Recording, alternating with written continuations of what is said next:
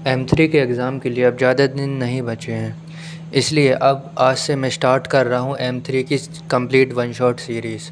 तो अब आज से लेके अगले 5 दिन तक रेगुलर मैं वीडियोस डालने वाला हूँ यूनिट 1 से लेकर 5 तक।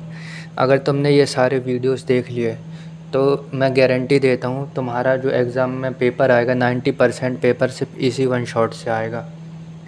और इसमें हम मोस्टली इम्पॉर्टेंट क्वेश्चंस कवर कर ही लेंगे और इनकी लेंथ भी ज़्यादा बड़ी नहीं रखूँगा, मैं छोटी ही रखूँगा इन वन शॉट की भी लेंथ। तो आज के इस वीडियो में हम सबसे पहले स्टार्ट करेंगे यूनिट 1 M3 की। तो देखो यूनिट 1 में टोटल 8 टॉपिक्स हैं। सबसे पहला है पॉलिनोमियल और ट्रांसडेंटल इक्वेशंस, दूसरा है बाइसेक्शन मेथड, थर्ड है न्यूटन रॉप्सन मेथड, फोर्थ है रेगुलर फाल्सी मेथड, फिर है फाइनाइट डिफरेंस एंड ऑपरेटर, फिर है इंटरपोलेशन, न्यूटन फॉरवर्ड और बैकवर्ड जो इक्वल इंटरवल में लगता है, और उसके बाद है न्यूटन डिवाइडेड डिफरेंस जो अनइक्वल इंटरवल में लगता है।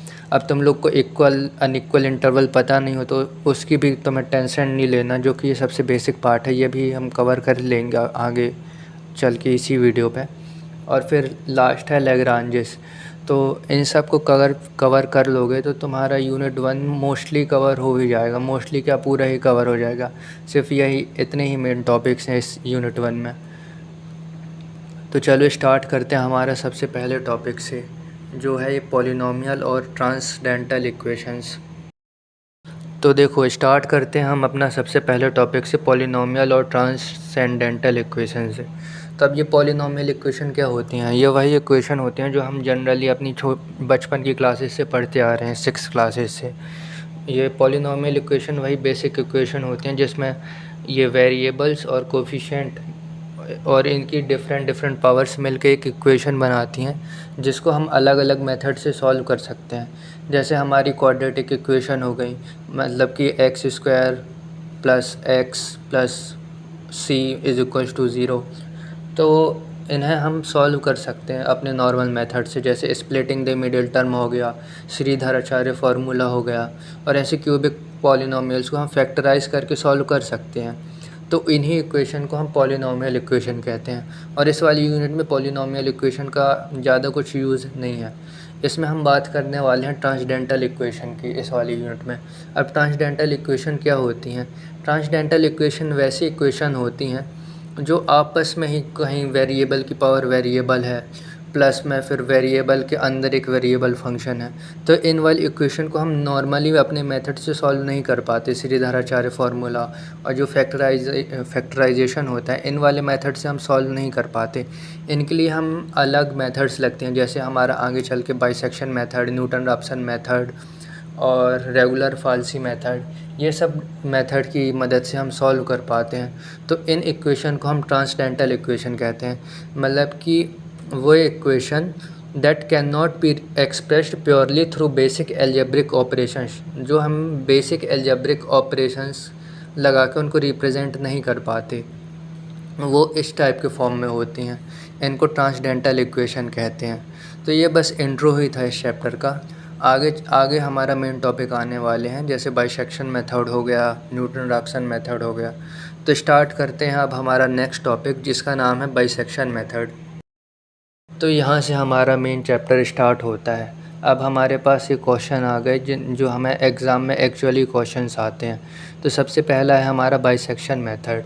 तो देखो इस मेथड को हम सीधे क्वेश्चन से ही समझेंगे, क्योंकि एट द एंड जाके तुम्हें एग्ज़ाम में क्वेश्चन ही सॉल्व करना है, तो हमें उसकी डेफिनेशन नहीं लिखनी है, तो सीधा क्वेश्चन से ही सॉल्व करेंगे। तो अब देखो क्वेश्चन क्या है, find a real root of the following polynomial equation using the bisection method and perform up to 3 iteration to show the process clearly.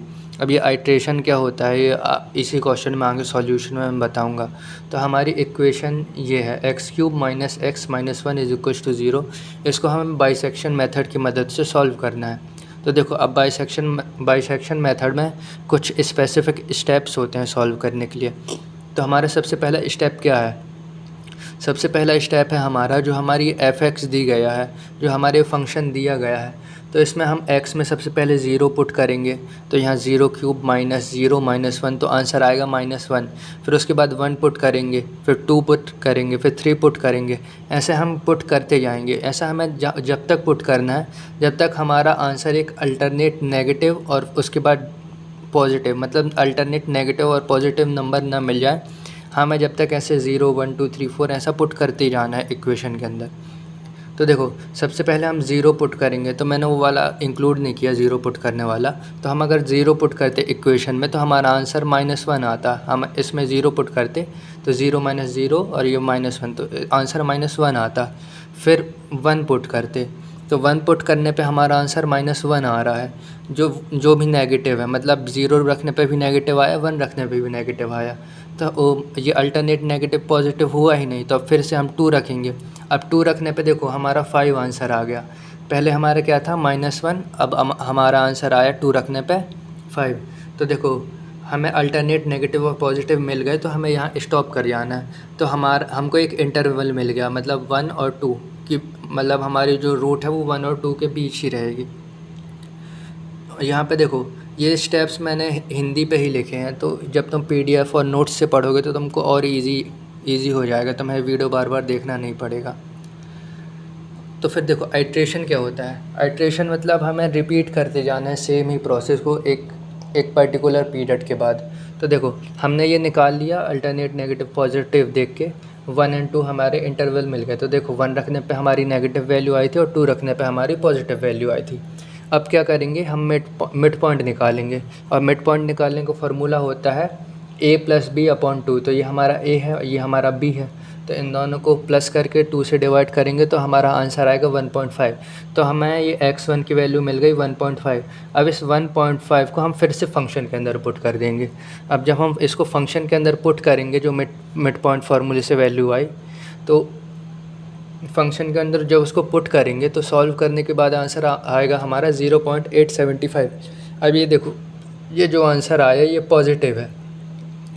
अब देखो पॉजिटिव हमें क्या रखने पे मिला था, जब x पे हमने 2 रखा था, तो जब हमें आंसर पॉजिटिव मिला था। तो और फिर उसके बाद देखो हमने 1.5 रखा तो फिर आंसर पॉजिटिव मिला।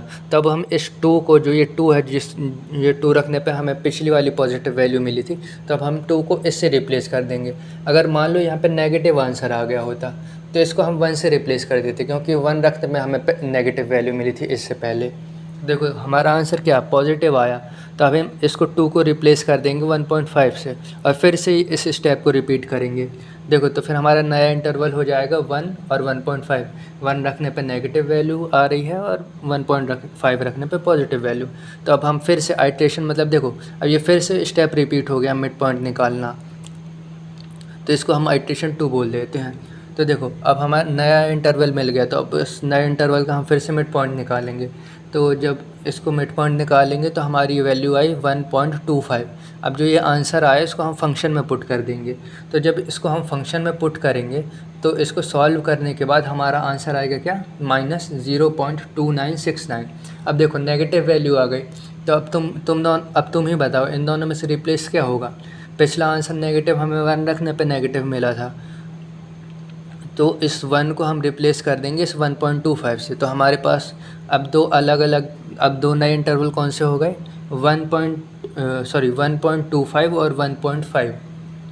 तो अब फिर से हम आइट्रेशन 3 में फिर से इन दोनों का मिड पॉइंट निकाल लेंगे। अब इसका मिड पॉइंट निकाले तो आंसर ये आया। अब इस आंसर को फिर से फंक्शन के अंदर पुट कर देंगे। तो इसको पुट करने के बाद आंसर हमारा कितना है, 0.2246। अब देखो हमारा आंसर ये कौन सी थर्ड आइट्रेशन थी, और क्वेश्चन पे ही हमें क्या बोला था, अप टू 3 आइट्रेशन। ये देखो परफॉर्म कहाँ तक करना है, 3 आइट्रेशन तक।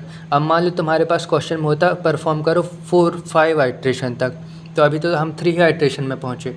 तो अब हम इसको फिर से चेक करते हैं, आंसर पॉजिटिव आया, तो अब इस 1.5 को हम रिप्लेस कर देते 1.375 से। और फिर से हम मिड पॉइंट फार्मूला में इसको 1.25 को और 1.375 को पुट करते, और फिर जो आंसर आता उसको फिर से हम फंक्शन में पुट करते, और फिर जो आंसर आता फिर हम उसको फिर से चेक करते। तो ऐसे करके हम इंटरवल और क्लोज़ करते जाते, मतलब हमारी वैल्यू एक दूसरे को और करीब आती जाती, मतलब जो हमारा फाइनल आंसर, जो हमारी रूट रहती है उसके और करीब आती जाती। तो ऐसे ही जितना तुम्हें क्वेश्चन में दिया हो, जितना आइट्रेशन तक करने का तुम्हें क्वेश्चन पे दिया हो, तो बस उतने आइट्रेशन तक करना। और फिर लास्ट में जो हमारा ये आंसर आया, आंसर में तुम्हें ये नहीं लिखना, जो फंक्शन में पुट करने के बाद जो हमें आंसर आएगा ना, वो तुम्हें कहीं नहीं लिखना। वो सिर्फ ये बस चेक करना है उस आंसर से कि वैल्यू क्या आ रही है, पॉजिटिव या नेगेटिव। बस इसका काम बस यही है कि तुम्हें इंटरवल चेंज करने में मदद करेगा। बस इसका काम बस इतना ही है। बाकी जो मेन वैल्यू होती है, जो मिड पॉइंट फार्मूले से वैल्यू होती है, वो वाली मेन वैल्यू होती है, उसको हम इंटरवल में चेंज करते हैं पॉजिटिव और नेगेटिव आंसर देख के। तो यही था हमारा बाइसेक्शन मेथड।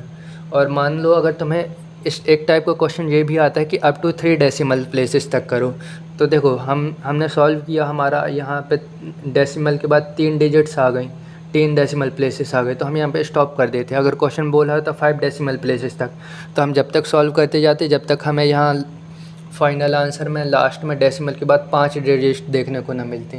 तो ऐसे ही हम आइट्रेशन बढ़ाते जाते। तो आई होप तुमको समझ में आया होगा। अब देखते हैं हमारा नेक्स्ट मेथड जो है न्यूटन-रैप्सन मेथड। तो देखो ये न्यूटन-रैप्सन मेथड ये एग्ज़ाम के लिए बहुत इंपॉर्टेंट होता है, इससे बहुत सारे प्रीवियस ईयर में क्वेश्चन आए हैं, तो इसको ध्यान से देखना। तो इसको भी हम सीधा क्वेश्चन की मदद से ही समझेंगे। तो हमारे पास क्वेश्चन क्या है, find a real root of the equation x³ - x - 1 = 0 near x = 1 using the Newton Raphson method perform up to 3 iteration. इसको भी हमें 3 आइट्रेशन तक ही परफॉर्म करना है।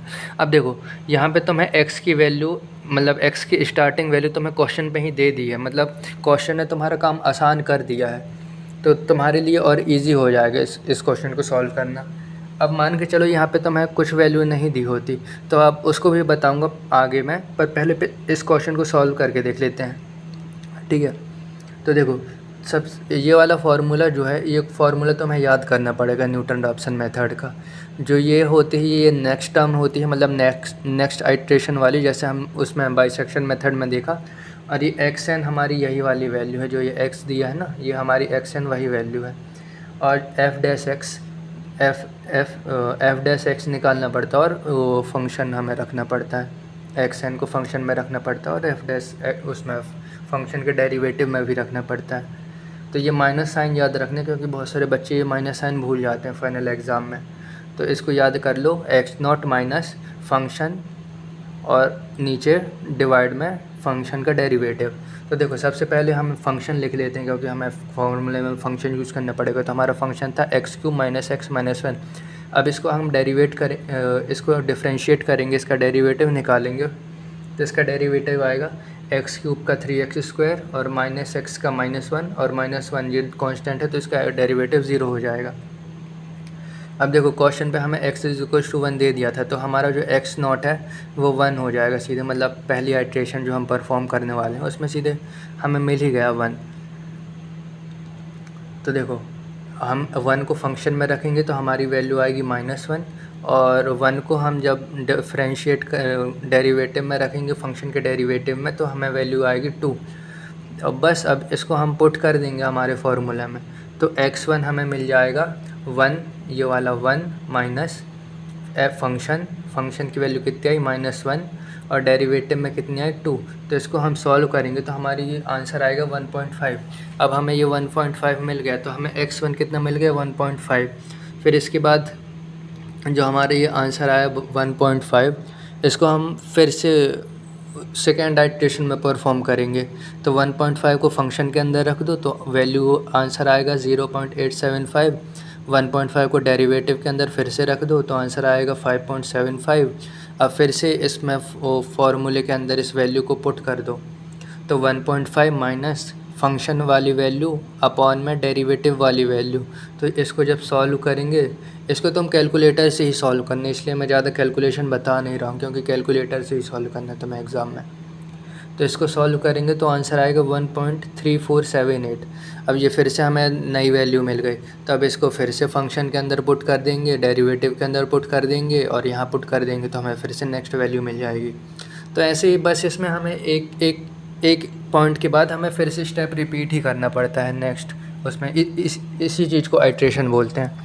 तब हमारा आंसर जो आया था उसको फिर से फंक्शन के अंदर पुट कर दो, तो हमें आंसर मिलेगा 0.1006। एफ डैश के अंदर पुट करेंगे तो आंसर मिलेगा 4502। अब फिर से फार्मूला के अंदर पुट कर दो तो 1.3478 माइनस फंक्शन वाली वैल्यू अपॉन में डेरिवेटिव वाली वैल्यू, तो आंसर आ गया 1.3252। तो यहाँ पे हमारे टोटल 3 आइट्रेशन हो गए। तो और क्वेश्चन पे भी हमें 3 आइट्रेशन तक ही बोला था, तो बस हम यहाँ आके स्टॉप कर जाएंगे, हमारा फाइनल आंसर ये हो जाएगा। पर अगर मान के चलो तुम्हें 5 आइट्रेशन बोला होता, तब तुम यहाँ पे वीडियो पॉज करो और तुम खुद सोचो कि क्या करते। तो देखो तुम क्या करते, जो हमारे ये फाइनल आंसर आया, अब इसको तुम फंक्शन के अंदर पुट करते, उसके डेरिवेटिव के अंदर पुट करते और फार्मूला के अंदर पुट कर देते, तो तुम्हारा वो क्या बनता, अगला फार्मूला 1.3252 माइनस इसको जब फंक्शन के अंदर पुट करेंगे तो वो वाली वैल्यू, और इस चीज़ को जब हम फंक्शन के डेरिवेटिव के अंदर पुट करेंगे तो वो वाली वैल्यू इज़ इक्वल्स टू जो वैल्यू आएगी उसको फिर से या ये स्टेप रिपीट करेंगे। तो बस यही होता जाएगा जितने आइट्रेशन हमें पूछे रहेंगे। अब देखो, अब बात करते हैं, अगर तुम्हें यहाँ स्टार्टिंग में कुछ नहीं दिया हो, स्टार्टिंग वैल्यू नहीं दी हो क्वेश्चन में, तो तुम क्या करोगे, तो बस वही करेंगे जैसे हम बाइसेक्शन मेथड में हमने किया था। सबसे पहले जो हमारा ये फंक्शन दिया है तो इसमें हम 0 पुट करेंगे, 2 पुट करेंगे, 3 पुट करेंगे, वहाँ तक पुट करेंगे जब तक हमें अल्टरनेट नेगेटिव और पॉजिटिव वैल्यू ना मिल जाए। जैसे हमें नेगेटिव और पॉजिटिव वैल्यू मिलेगी, हम बस वहाँ पर स्टॉप कर जाएंगे। तो देखो, मान लो इस क्वेश्चन का मैं नहीं बोल रहा हूँ, ऐसे जनरली जैसे तुम्हें कोई भी इक्वेशन दी है, तुमने वहाँ 0 पुट किया तो नेगेटिव वैल्यू आई, तुमने पॉजिटिव 1 पुट किया तो फिर से नेगेटिव वैल्यू आई, 2 पुट किया तो फिर से नेगेटिव वैल्यू आई, 3 पुट किया तो पॉजिटिव वैल्यू आ गई। अब एक नेगेटिव वैल्यू आ गई, पॉजिटिव वैल्यू आ गई, तो हमें स्टॉप कर जाना है। पर यहाँ पे हमें 2 बाउंड्री पॉइंट्स मिलेंगे, एक ये वाला पॉइंट जो रखने पे नेगेटिव आया, और एक x की वो वाली वैल्यू जो रखने पे पॉजिटिव आया। पर हमें स्टार्टिंग में सिर्फ एक ही वैल्यू की ज़रूरत रहती है, तो हम इन दोनों में से कौन सी वैल्यू लेंगे, तो हम वो वाली वैल्यू लेंगे। जैसे मान लो हमने 2 रखा था, जैसे हमने 2 रखा तो हमारा आंसर आया -4, और हमने 3 रखा तो हमारा आंसर आया 10। अब ये देखना है कि -4 और 10 इन दोनों में से जो 0 के सबसे ज़्यादा करीब होगा, हम वो वाला x लेंगे। तो x हमें कौन सा लेना है, हमें x वो लेना है जो फंक्शन में रखने पे उसके 0 के सबसे करीब वाली वैल्यू दे। पर सबसे पहले तुम ये चेक कर लेना कि पहले alternate negative positive answer check करोगे, फिर आंसर जो ज़्यादा करीब होगा 0 से तुम वो वाली x की वैल्यू लोगे। समझ गए ना। जैसे यहाँ पे 2 रखने पे हमारा 4 आया और 3 रखने पे हमारा 10 आया, तो -4 ज़्यादा करीब है 0 के, तो हम 2 लेंगे। तो x हम 2 से स्टार्ट करेंगे, तो यहाँ पे हम 2 रखेंगे और फिर 2 को इस फंक्शन में, उस इक्वेशन में, फंक्शन में रखेंगे और उसका डेरिवेटिव में रखेंगे, तो फिर हमें नेक्स्ट वैल्यू मिल जाएगी। फिर ऐसे हमारा ये लूप आगे बढ़ते जाएंगे, आइट्रेशन। तो ये था हमारा Newton Raphson method. I hope तुम्हें समझ में आया होगा। अब देखते हैं हमारा अगला टॉपिक, रेगुलर फाल्सी मेथड। तो बस ये भी वही है, तुम्हें फिर से वही करना है। अगर तुम्हें इक्वेशन जो दी गई होगी तो उसमें तुम्हें पहले अल्टरनेट नेगेटिव पॉजिटिव चेक करना है, फिर उसके बाद और देखो आगे क्या स्टेप्स होते हैं। पर जितने भी ये मेथड हैं तुम्हें सब में नेगेटिव पॉजिटिव ही चेक करना है सबसे पहले, अल्टरनेट नेगेटिव पॉजिटिव। तो देखो हमारा क्वेश्चन क्या है, find the real root of the equation. जो हमारे पास ये इक्वेशन दी है, हमें इसका रियल रूट निकालना है और कहाँ तक परफॉर्म करना है, अप टू 3 आइट्रेशन तक परफॉर्म करना है। तो देखो इसमें भी स्टेप्स होते हैं। तो सबसे पहले स्टेप क्या होता है, वही नेगेटिव पॉजिटिव चेक करो। तो देखो हमें अल्टरनेट नेगेटिव पॉजिटिव कहाँ पे मिले, 2 और 3 रखने पे नेगेटिव पॉजिटिव मिले। तो ये दोनों हमारे वही हो जाएंगे, बाउंड्री पॉइंट्स 2 और 3 हो जाएंगे। तो ए हमारा 2 हो जाएगा और बी हो जाएगा हमारा 3। इसका फार्मूला क्या होता है, देखो इसका फार्मूला ये होता है, जैसे बाइसेक्शन का एक फार्मूला था मिड पॉइंट वाला फार्मूला, न्यूटन रैप्सन में एक फार्मूला था x0 minus f(a) upon f'(x)। तो इसका भी ये फार्मूला है। तो इस फार्मूले को याद कैसे रखना है, पहले ये a b को भूल जाओ। सबसे पहले ये याद रखो कि f(b) माइनस f(a) ऊपर भी लिख दो और नीचे भी लिख दो, f(b) माइनस f(a), नीचे भी f(b) माइनस f(a)। फिर ऊपर a b को मल्टीप्लाई कर दो, a को माइनस के पहले वाले से मल्टीप्लाई कर दो और b को माइनस के बाद वाले से मल्टीप्लाई कर दो, नीचे वाला एज इट इज़ रहने दो। तो बस तुम्हें करना क्या था, तुम्हारे पास तुमने ये अल्टरनेट पॉजिटिव नेगेटिव चेक करके ए बी की दोनों वैल्यू निकाल ली। ए रखने पे मतलब एफ ऑफ ए हमारा कितना आया था -1, एफ ऑफ बी हमारा कितना आया था 16। तो एफ ऑफ बी की वैल्यू थी 16, एफ ऑफ ए की वैल्यू थी -1, हाँ -1 थी। तो बस यहाँ 16, ए की वैल्यू हमें पता थी क्या थी, ए की वैल्यू थी 2 और बी की वैल्यू थी 3। तो ये हमारी फार्मूला पे पुट कर देंगे, तो 2 × 16 -3 × -1 और नीचे 16 -1। तो इसको जब सॉल्व करेंगे तो इसको तुम कैलकुलेटर से सॉल्व करना, तो इसका आंसर आएगा 2.0588। इसका आंसर कितना आया 2.0588। अब देखो हम इसको फंक्शन के अंदर पुट करेंगे, जो हमारा ये आंसर आया ना 2.0588, इसको हम फंक्शन के अंदर पुट करेंगे। तो जब हम इसको फंक्शन के अंदर पुट करेंगे तो हमारा आंसर आएगा -0.3911। हमारा आंसर देखो नेगेटिव आया, तो हमें क्या रखने पे नेगेटिव वैल्यू मिली थी, हमें 2 रखने पे नेगेटिव वैल्यू मिली थी। तो जो हमारे 2 ए और बी थे, तो अब रिप्लेस क्या होगा, 2 रिप्लेस होगा, है ना। तो 2 रिप्लेस होगा, तो हमने 2 को रिप्लेस कर दिया किससे, जो हमारा ये आंसर आया था। तो इसको हमने रिप्लेस कर दिया 2 से, तो इसको 2 से रिप्लेस किया तो हमारा ए की नई वैल्यू ये हो गई और बी की वैल्यू ये हो गई। और फंक्शन हमने यहाँ सॉल्व किया तो एफ़ ऑफ 2.0588 की वैल्यू एफ़ ऑफ 2.588 ये आया।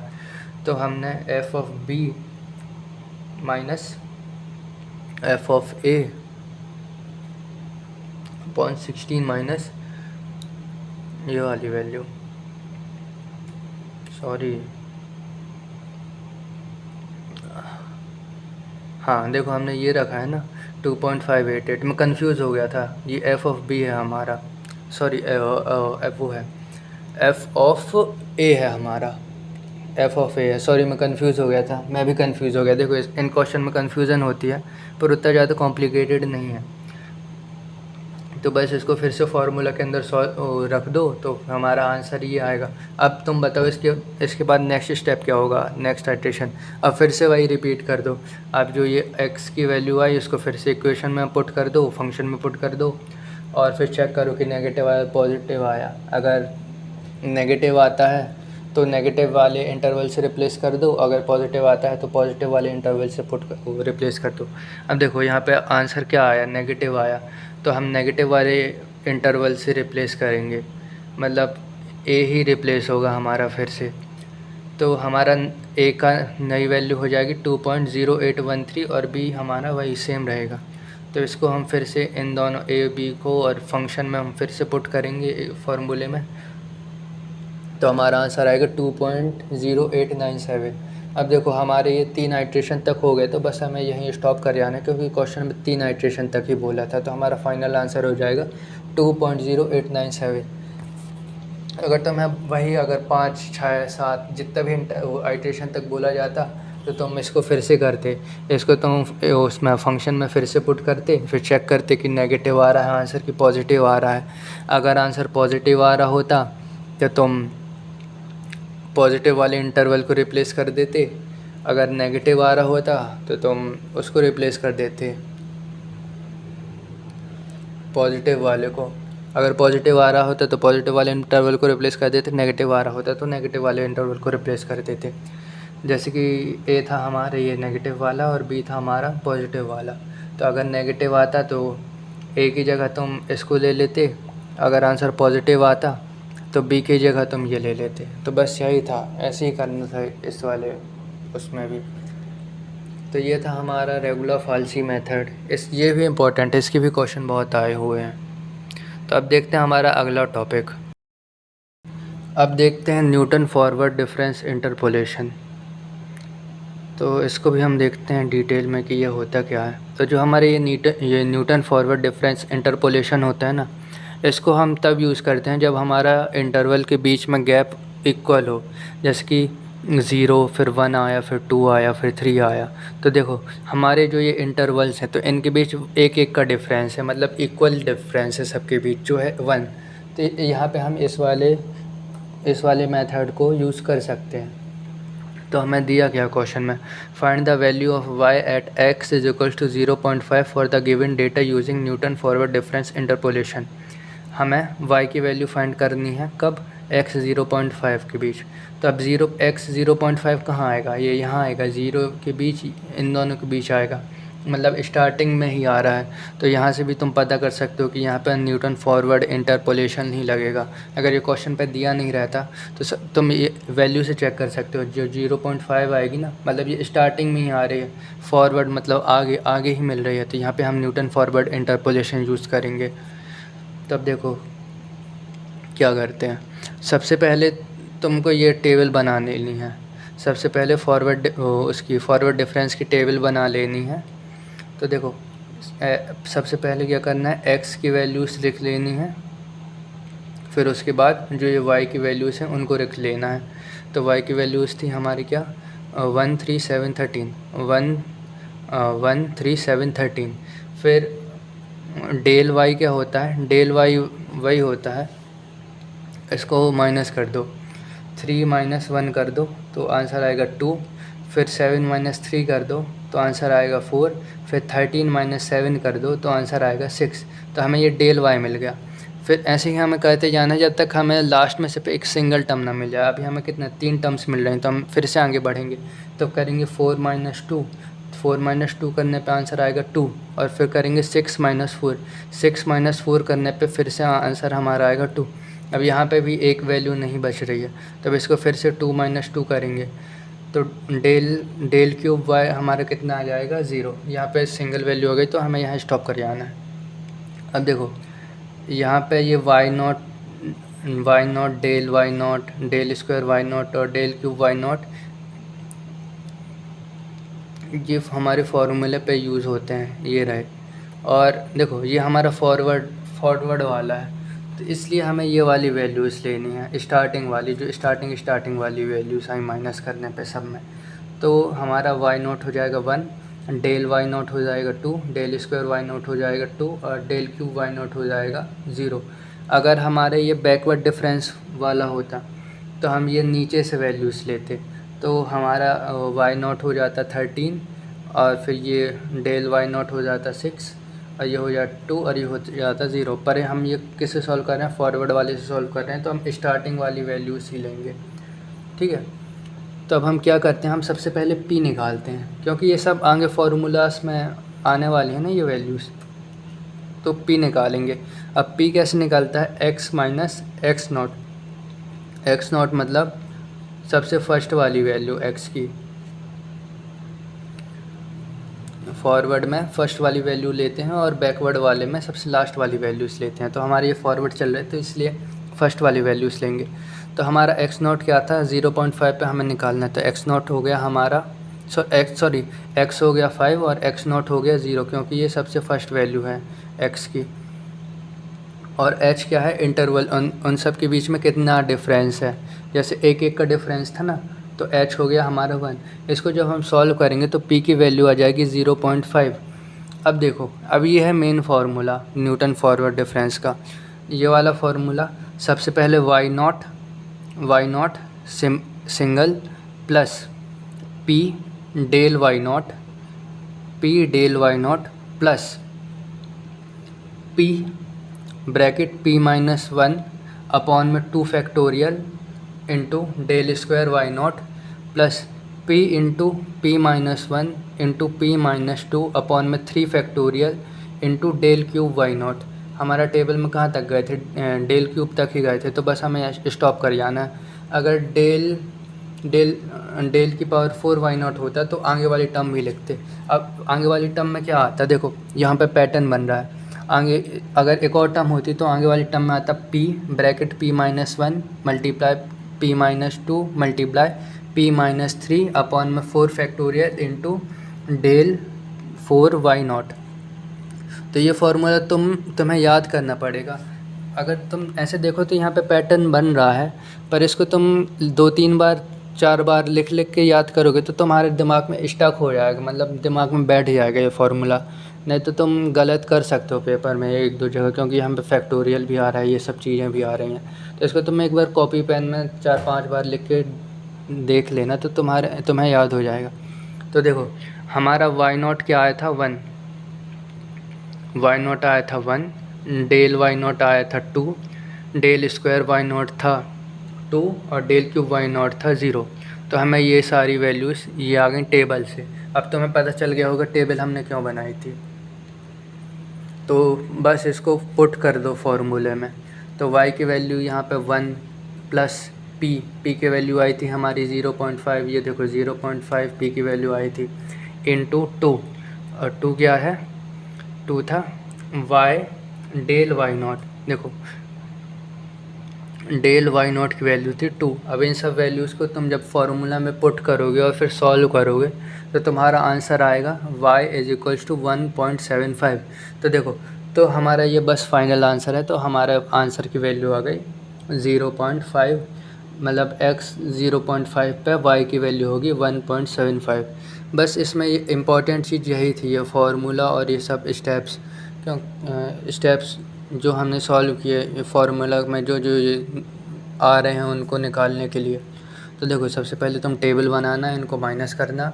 अब देखो न्यूटन फॉरवर्ड वाला है तो तुम ऊपर की वैल्यूज़ लोगे, अगर बैकवर्ड वाला होता तो तुम नीचे से वैल्यूज़ लेते, नीचे से x माइनस एक्स नोटा जो वो डिफरेंस निकालने को आया था, p जो निकाले थे, तो वहाँ पे x की जगह 3 आ जाता डिफरेंस वाले के लिए, वो बैकवर्ड वाले के लिए। बैकवर्ड वाला आगे मैं बताने वाला हूँ तो उसकी ज़्यादा टेंशन मत लो, बस मैंने बता दिया जो जिसने पढ़ रखा होगा।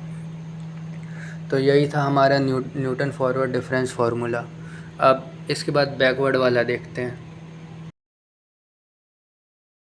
तो देखो अब देखते हैं न्यूटन बैकवर्ड डिफरेंस इंटरपोलेशन। तो ये है हमारा question, using Newton backward difference interpolation method find the value of y when x is equals to 3.5 from the given data below. अब देखो x हमें कहाँ, y की वैल्यू हमें कौन से x पे निकालनी है, 3.5 पे। अब 3.5 कहाँ आ रहा है, लास्ट में आ रहा है, इन दोनों के बीच आ रहा है। तो तुम समझ सकते हो यहाँ पे अब बैकवर्ड डिफरेंस वाला, न्यूटन का बैकवर्ड डिफरेंस वाला इंटरपोलेशन लगेगा। तो देखो हम फिर से वही सेम करेंगे, टेबल बनाएंगे, x की वैल्यूज़ लिखेंगे, y की वैल्यूज़ निकालेंगे। फिर ये वहाँ पे हम क्या करते थे, वो बनाते थे सीधा वाला ट्रायंगल बनाते थे। इसका नाम भी है, पर इसका नाम बता के मैं तुम्हें कंफ्यूज नहीं करूँगा। बस देखो अगर बैकवर्ड वाला है तो तुम उल्टा ट्रायंगल बना देना, वहाँ पे फॉरवर्ड वाले में सीधा ट्रायंगल, इसमें उल्टा ट्रायंगल, ठीक है। तो फिर उसका उल्टा ट्रायंगल का स्क्वायर y और उल्टा ट्रायंगल का क्यूब y। तो देखो इसमें भी वही करेंगे, 8 माइनस 1 7, 27 माइनस 8 19, 64 माइनस 27 37। अभी भी हमें यहाँ 3 बच रहे हैं, हमें कब तक जाना है, जब तक सिंगल ना बचे। तो 19 माइनस 7 12, 37 माइनस 19 18, 18 माइनस 12 इज इक्वल टू 6। यहाँ पे सिंगल आ गया, बस यहाँ पे स्टॉप कर जाओ। अब देखो अब वहाँ पे हम p की वैल्यू निकालते थे, यहाँ हमें u की वैल्यू निकालना। अब तुम यहाँ u ले लो, p ले लो, कुछ भी ले लो, बस वही सेम है। बस वो यहाँ पे वो बस अल्फ़ाबेट ही बदल गया, तुम कुछ भी ले सकते हो, लेट ही करना है। तो देखो यहाँ पे हम u निकालेंगे तो u क्या है, x minus x n upon h. X n क्या है, जो x की सबसे लास्ट वैल्यू होगी। देखो ये बैकवर्ड वाला मैंने क्या बोला था, बैकवर्ड वाले के लिए हम x की सबसे लास्ट वाली वैल्यू लेते हैं। तो x की हमारी सबसे लास्ट वैल्यू क्या थी, 4। ये देखो x की हमारी सबसे लास्ट वैल्यू थी 4, तो हमने यहाँ 4 ले लिया। और देखो यहाँ पे इंटरवल इक्वल ही चल रहा है, 1 2 3 4, तो यहाँ पे सब में 1 1 के बीच का डिफरेंस है, तो h आ गया हमारा 1। और x हमें कहाँ पे निकालना है, 3.5 पे, तो x वो हो गया हमारा 3.5। तो u की जो वैल्यू आई तो 3.5 minus 4 upon 1 is equals to minus 0.5। तो u की वैल्यू आ गई हमारी माइनस 0.5। अब देखो ये वाला फार्मूला लगाएंगे, वहाँ पे क्या था, वहाँ पे बीच में माइनस का साइन था, यहाँ पे बीच में प्लस का साइन आ जाएगा।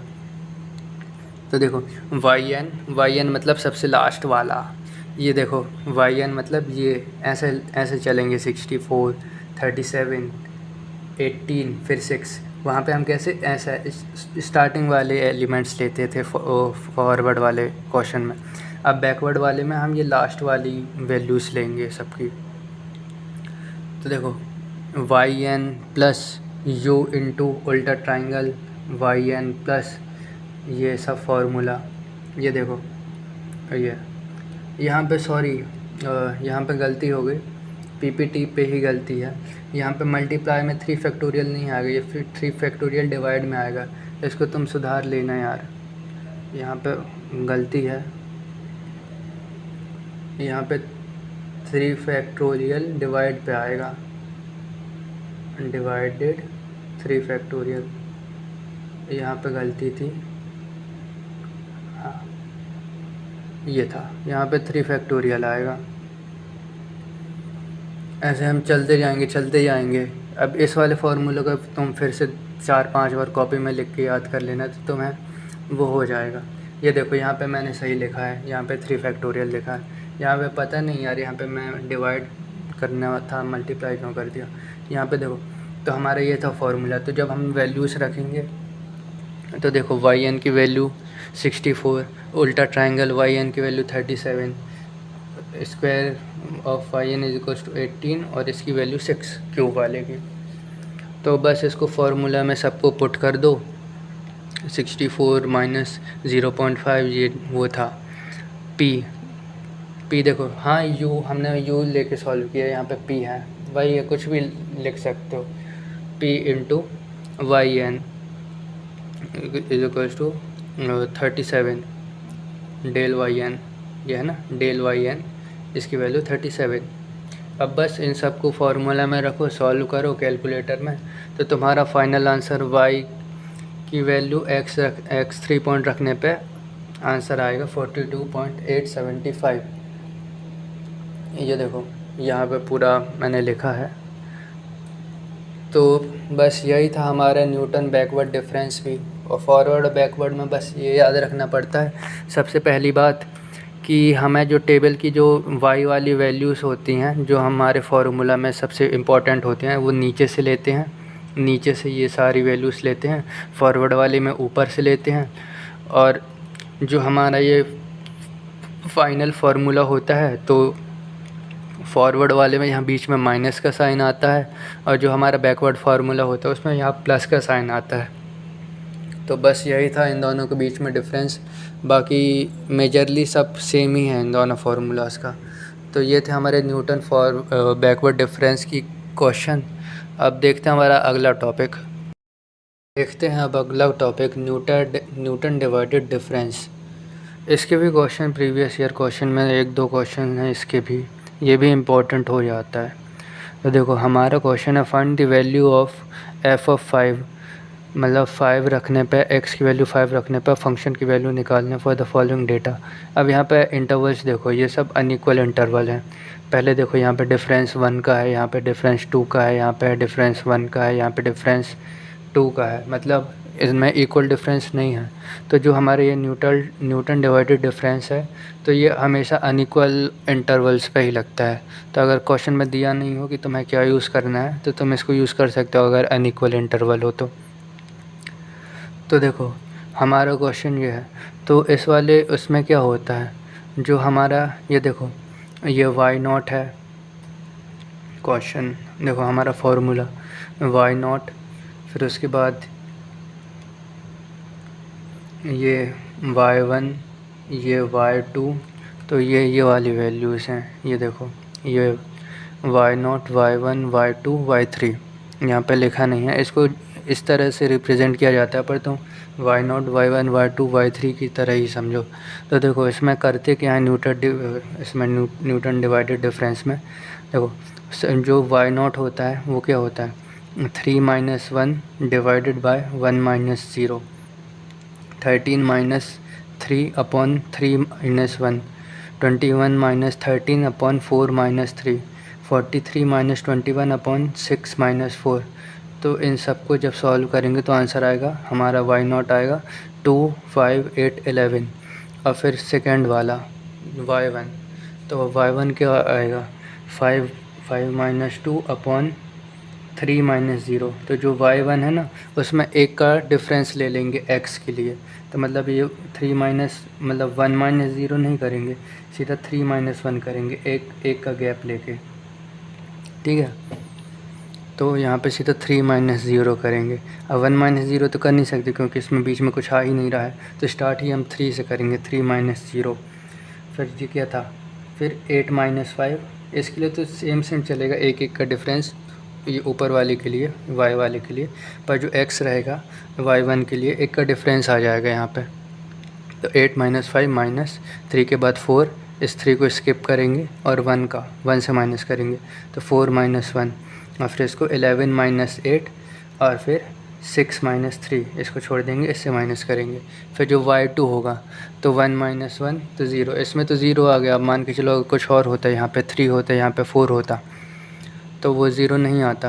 तो देखो 1 - 1, और फिर ये क्या था, y2 था ना, तो अब यहाँ का दो डिफरेंस लेके चलेंगे। तो यहाँ पे बीच में कोई डिफरेंस नहीं आ रहा है, यहाँ पे एक का डिफरेंस ही आ रहा है, तो सीधा 4 से स्टार्ट करेंगे। तो इन दोनों को छोड़ेंगे, सीधा 0 से माइनस करेंगे, तो 4 - 0, और फिर देखो 1 - 1, तो 1 - 1 और 4 का डिफरेंस, सॉरी 2 का डिफरेंस 1 और 2, तो सीधे 6 - 1 करेंगे। और फिर इसमें फिर से अब 0 - 0, अगर मान के चलो यहाँ 0 नहीं आता, न्यूमरेटर में अगर 0 नहीं होता, यहाँ पे 4 होता, यहाँ पे 1 होता, तो यहाँ पे आंसर 3 आता। और यहाँ पे क्या था, ये y3 था ना, तो यहाँ पे 3 का डिफरेंस लेके चलेंगे।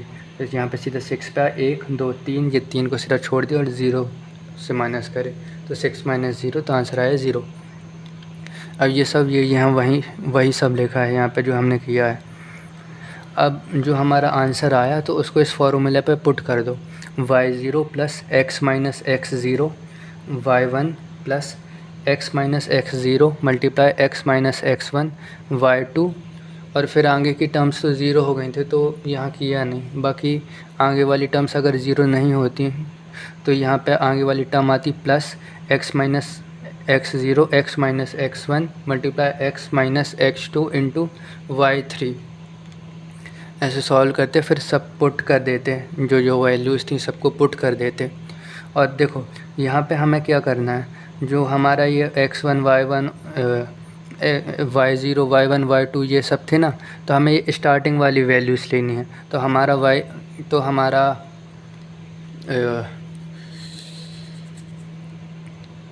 एक सेकंड, हाँ, तो हमारा y0 हो जाएगा 1, हमारा y0 हो जाएगा 1, y1 हो जाएगा 2, y2 हो जाएगा 1, y3 हो जाएगा 0।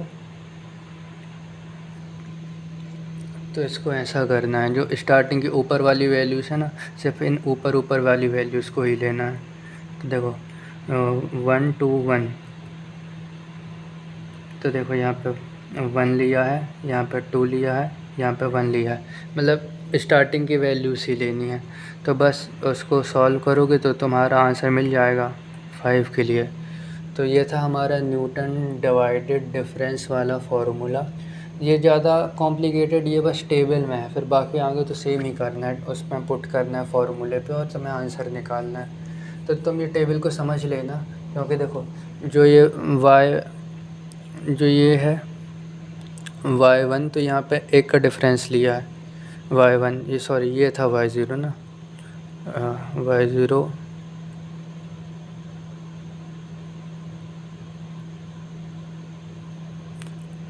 हाँ, तो ये था y0, ये था y1, ये था y2। तो इसको तुम कर सकते हो, इसको थोड़ा तुम समझ लेना, ये कॉम्प्लिकेटेड सा है बस। और फिर बाकी देखो यहाँ पे तुम इसको ऐसा कर सकते हो कि देखो समझने के लिए तुम ये कर सकते हो कि ये तो y है ही है, तो इसको तुम y0 मान लो, यहाँ पे y1 मान लो, क्योंकि तुम पहले तो तुमको इसको ही सॉल्व करना पड़ेगा ना। इस बिना ये टेबल बनाए तुम आगे ही नहीं बढ़ सकते। तो तुम जब ये टेबल बनाना, जब बस इसको तुम y0 मान लेना, इसको y1 मान लेना, इसको y2 मान लेना, इसको y3 मान लेना, या फिर तुम y ही छोड़ो, इसको बस 1 2, इसको 0 1 2 3 ऐसा मान लेना। तो देखो यहाँ पे 1 है ना, तो यहाँ पे हम लोग एक इंटरवल को छोड़ देंगे, तो फिर मतलब इसको स्किप कर देंगे, सीधा 3 - 0। यहाँ पे हम 2 को स्किप कर देंगे, तो यहाँ सीधा 4 से स्टार्ट होगा, तो इन दोनों को स्किप करेंगे ये, फिर 6, फिर 2 को स्किप करेंगे माइनस ये, फिर यहाँ इसको 3 मानेंगे तो यहाँ 3 स्किप होंगे, तो सीधे यहाँ से 1 2 3 इसको स्किप कर देंगे। पर जो ये हमारा फाइनल फार्मूला होगा, ये y0, ये y0 y1 y2 y3 y4, जो ये वाली टर्म्स होंगी, तो इसमें हम y0 किसको मानेंगे, जो हमारी y की सबसे फर्स्ट वैल्यू होगी ना, इसको हम y0 मानेंगे फॉर्मूले में। यहाँ पे छोड़ो, यहाँ पे मैंने ही गलत बोल दिया था। यहाँ पे सीधा तुम इसको 0 मानना, इसको 1 मानना, इसको 2 मानना, इसको 3 मानना।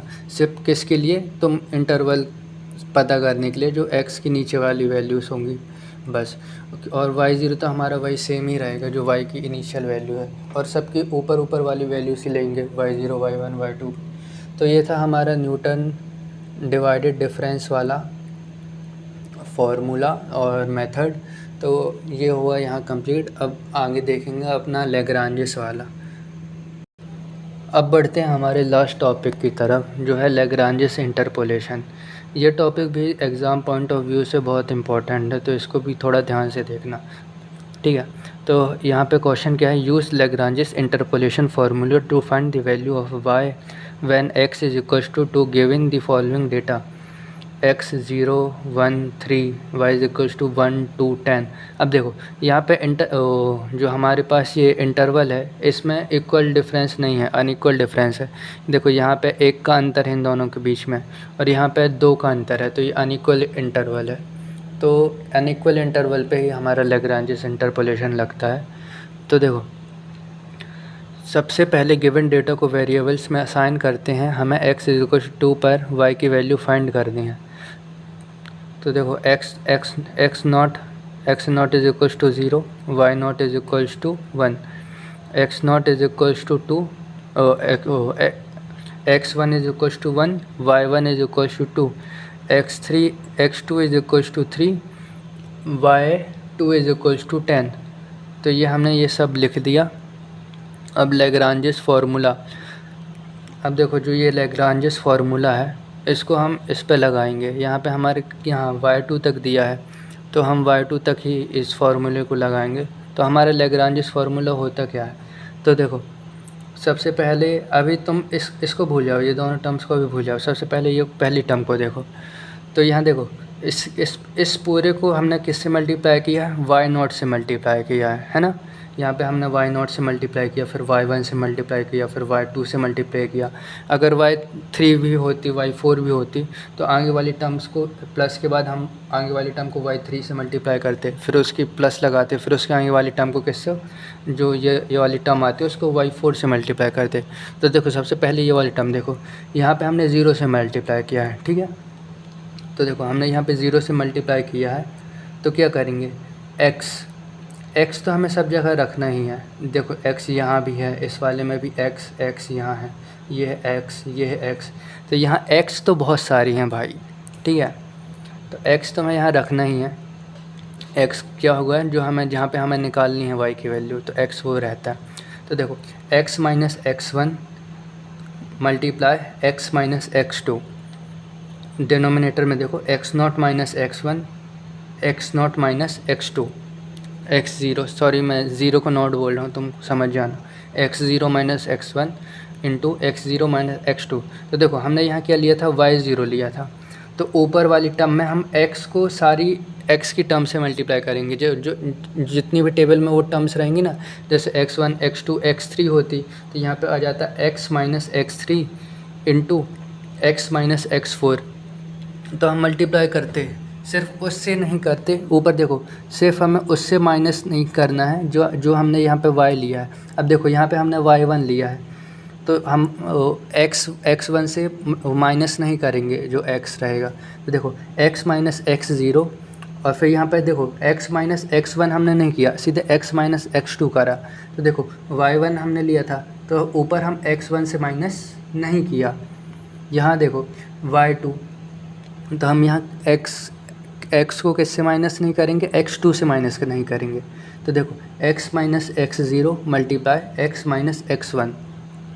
अब देखो, अब तो यहाँ पे क्लियर हो गया ना तुम्हें। अब देखो y3 वाली जो आगे वाली टर्म होती, तो हम उसमें x को x3 से माइनस नहीं करते, वहाँ आता x minus x0, x minus multiply x minus x1 multiply x minus x2।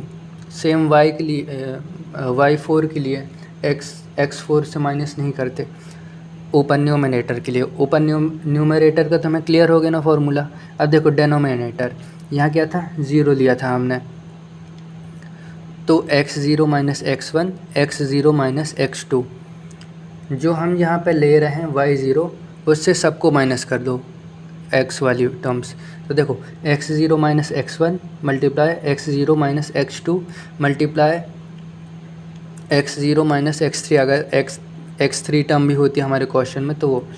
फिर देखो यहाँ पे y1 लिया था तो x1 minus x0, x1 minus x2, बस x1 माइनस x1 मत कर देना क्योंकि यहाँ ज़ीरो आ जाएगा और फिर ये नीचे पूरा ज़ीरो बन जाएगा, फिर ये 1/0 फॉर्म बन जाएगा, ये तो इन्फिनाइट फॉर्म हो जाएगा अनडिटरमाइंड, तो वो बस मत करना। तो देखो x1 minus x0, x1 minus x2, यहाँ पे देखो 2 लिया था तो 2 से सबको माइनस कर दो जितनी बाकी की टर्म्स बची हैं x की, तो x2 minus x0, x2 minus x1। तो ये था हमारा फॉर्मूले को याद रखने का तरीका। अब देखो अब बस कुछ नहीं करना, ये सब जो वैल्यूज़ हैं इसमें पुट कर दो फॉर्मूले पे। तो जब तुम पुट करोगे जो टर्म वन मतलब ये वाला, तो जब इसको सॉल्व करोगे तो आंसर आएगा -1/3।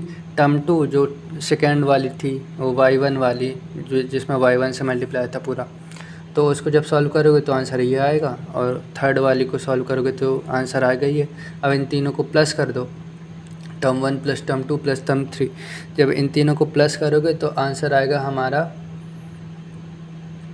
ये क्या है 93 कैसा आ गया यहाँ पे, 3 + 2 होगा ना, इसकी वैल्यू क्या आएगी -11, सॉरी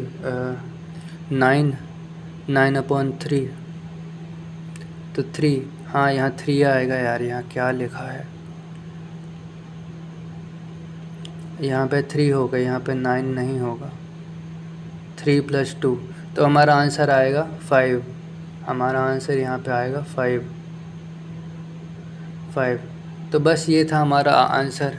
उसमें जब x की वैल्यू 2 रखेंगे तो y आएगा हमारा 5। तो ये हो गया सॉल्व हमारे लैग्रांजिस इंटरपोलेशन की मदद से। तो यहाँ पे हमारी जो यूनिट 1 थी वो कंप्लीट होती है। अब यूनिट 1 में मैंने मेजरली तुम्हारा 90% पूरे जितने टॉपिक्स थे मैंने सारे कवर कर दिए हैं। बस एक ही टॉपिक बचा था, एक तो फाइनाइट डिफरेंस हो गया और एक वो हो गया ऑपरेटर्स, रिलेशन बिटवीन ऑपरेटर्स। तो जो ऑपरेटर्स वाला टॉपिक था मुझे ज़्यादा वहाँ प्रीवियस ईयर के क्वेश्चंस मिले नहीं उस टॉपिक पे, कभी कभी आए हैं। तो अब तुम कमेंट करके बताना कि तुम्हें वो वाला टॉपिक चाहिए या नहीं चाहिए। अगर तुम कमेंट करोगे तो मैं उसकी एक अलग सी वीडियो बना के डाल दूँगा। तो ये थी हमारी यूनिट 1। और हाँ, कमेंट में ये भी लिखना कि कैसा था एक्सपीरियंस और नेक्स्ट वन शॉट में मुझे क्या क्या इम्प्रूव करना चाहिए, तो वो सब भी तुम बता सकते हो। तो यहाँ पे हमारी यूनिट 1 कवर होती है। अगर तुम ये करके जाओगे तो तुम्हारे मोस्टली क्वेश्चंस बन जाएंगे। इसमें ज़्यादा कुछ डिफ़िकल्ट क्वेश्चंस नहीं आते, इसमें बस फार्मूलेस हैं, तुम्हें फार्मूलेस याद करने हैं, आइट्रेशन कैसे परफॉर्म करना है वो तुम्हें याद करना, तुमसे बनना चाहिए और तुम्हारी कैलकुलेशन में मिस्टेक नहीं होनी चाहिए। तो बस यही होता है इस वाली यूनिट में। ऐसा ही अब हम अगली यूनिट कवर करेंगे। और हाँ, तुम बता देना तुम्हें ऑपरेटर्स वाला वीडियो चाहिए या फिर नहीं चाहिए। अगर चाहिए तो तुम कमेंट कर देना, मैं वीडियो डाल दूँगा। तो मिलते हैं हमारी नेक्स्ट वीडियो पे। तो सब्सक्राइब कर लो क्योंकि अगली वीडियो मिस नहीं होनी चाहिए तुम्हारी। और मैं रेगुलर सभी जितने भी एग्ज़ाम आने वाले हैं मैं सबके वीडियोस डालूँगा, बस तुम सब्सक्राइब कर देना। तो मिलते हैं अगली वीडियो पे। Thank you so much, bye bye.